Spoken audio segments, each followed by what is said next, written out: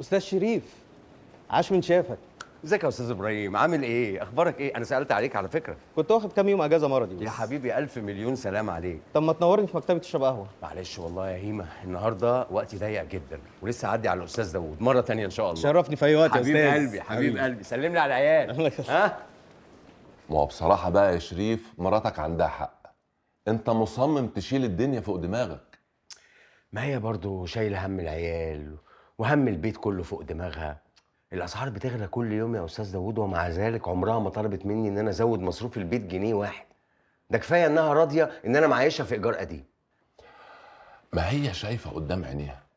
وبعدين انت سبت المصلحة هنا بقالك 3 سنين ورحت تشتغل عند الأستاذ صلاح في مكتب المحاسبة ليه؟ عشان تزود دخلك. يا شريف مراتك ست أصيلة مفيش منها.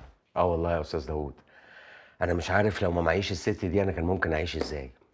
ده انا هين عليا ما اخدش منها مصاريف الشخصيه اللي 90% منها بنزين العربيه اساسا. اه صحيح. بمناسبة البنزين، انت ما فكرتش تشتغل على عربيتك؟ اشتغل على عربيتي ازاي يعني؟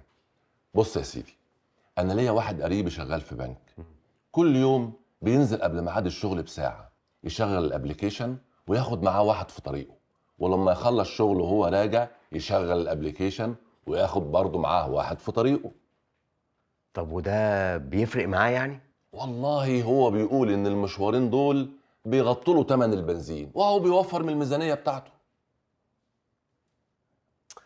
ايوه بس انا ما بفهمش في الابليكيشنات وشغل السوشيال ميديا ده. هو كمان كان ما بيفهمش في الحاجات دي، قعد يتفرج على اليوتيوب على فيديوهات وحاجات من دي، دلوقتي بقى زي القرد.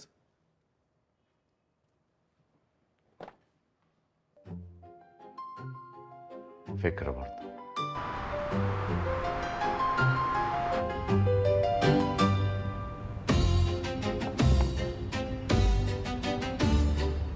طب يلا بينا. بسم الله.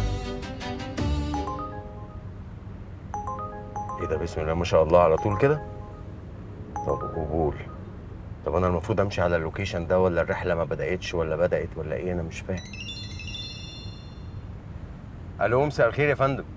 ازاي حضرتك؟ انا لسه فاتح الابلكيشن حالا بجربه اهو. حضرتك ممكن توصف لي انت فين بالظبط؟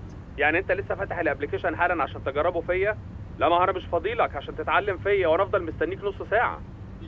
يا فندم انا ما اقصدش والله، انا بس مش عاوز اتاخر على حضرتك. بلا فندم بلا بتاع، لو مش قد الشغل ما تشتغلوش. ماشي يا فندم، انا اسف لحضرتك. تحب اكنسل الرحله؟ هو انت بتاخد رايي؟ ايوه طبعا الغيها عشان ما يتحسبش عليا غرامه. حاضر يا فندم، هلغي الرحله. مع